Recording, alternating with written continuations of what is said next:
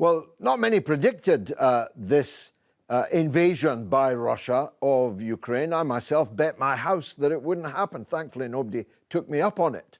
But now that it has happened, what do you think is the likely outcome of all of this bloodshed, all of this dreadful, ghastly affair?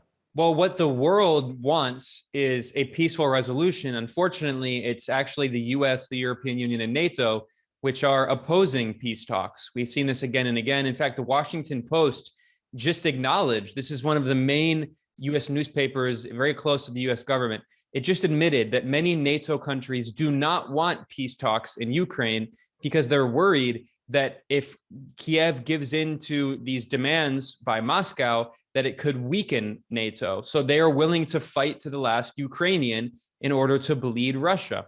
And Eliot Cohen, a former US State Department official who served in the Bush administration, he published an article in the Atlantic magazine boasting that the US and NATO are waging a proxy war on Russia through Ukraine. So unfortunately, the reality is that we see that the Western powers are committed to escalating and prolonging this war. Now, hypocritically, they accuse Russia of prolonging the war, but they're the ones that are flooding Ukraine with weapons, and they're the ones who are pushing Ukraine, telling Ukraine not to give in and telling Ukraine not to engage in diplomacy with Russia. So, I mean, unfortunately, it's hard to be optimistic about that, but the reality is that the Russian military has already accomplished many of its goals in Ukraine, and it's going to win this war. And unfortunately, NATO is committed on pushing as many Ukrainians to die, to sacrifice themselves on NATO's behalf until eventually Ukraine does have to come to a political solution to this conflict. Look, for most people, this war began when Russia invaded Ukraine. They don't know, some don't want to know, that it actually began many years before that.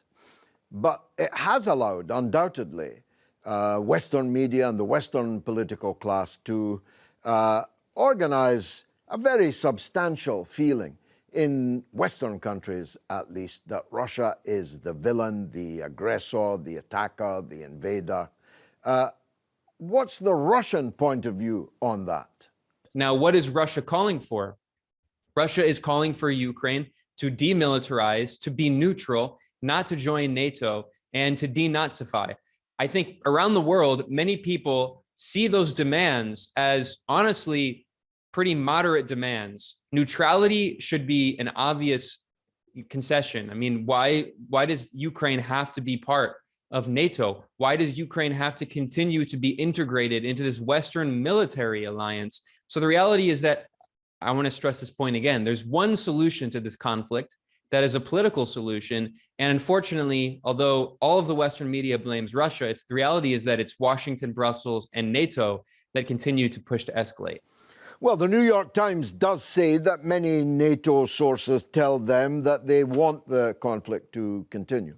I don't think the Times is lying about that. But what could Russia do to de-escalate, to bring about a ceasefire, to bring about the possibility of a diplomatic solution?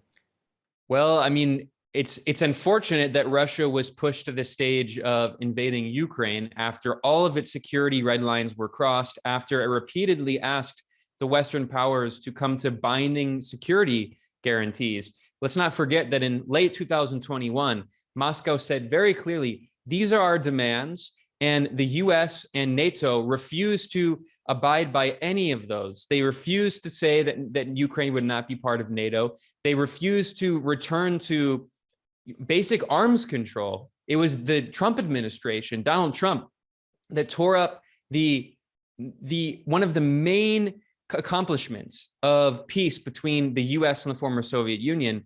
And he tore up this interballistic missile treaty that would allow the US to put interballistic missiles inside Ukraine, threatening Russia. So the reality is that Russia has repeatedly said what it has wanted. And what can Russia do to de-escalate this conflict? Well, of course, it can eventually withdraw its troops. But what's incredible is that the Western media and Western governments constantly say that the solution to this conflict is one-sided, that the only way to end it is that all that needs to happen is Russia needs to withdraw its troops.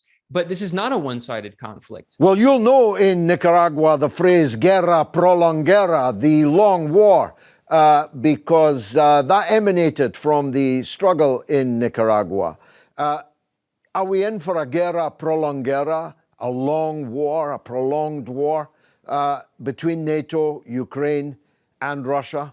Of course, I can't tell the future. I don't have a crystal ball, but I can say that the US government, many figures in the US government have made it clear that they want a long-scale civil war, a long-term civil war prolonged in Ukraine to create an insurgency. They have said this quite clearly. And this is in addition to the 8 years of civil war that we've already seen since 2014 in Ukraine. Hillary Clinton went on TV and said very clearly that the US should repeat the policy that it carried out in Afghanistan in the 1980s of creating an insurgency. I want to remind our viewers that that US policy in the 1980s in Afghanistan is what gave birth to Al-Qaeda and the Taliban. And of course, in Ukraine, it goes without saying that there are many far-right extremists, including neo-Nazis, who have burrowed themselves into the sinews of the state structures of Ukraine. They are part of the National Guard. They are part of the military. They are part of the state security services. And the US and NATO are talking about a long-term, large-scale insurgency in Ukraine, which is very likely would result in a situation like in Afghanistan that could unleash these extremist forces that go on to carry out terrorist attacks in other countries. So this is a very dire situation. The reality is that we are in this situation that could be very dangerous, that could lead to a large, prolonged war in Eastern Europe that could spill into neighboring countries like Poland, which is sending weapons and potentially fighter jets into Ukraine, which could potentially make it a target. And there's a very real possibility that this war could escalate into a world war.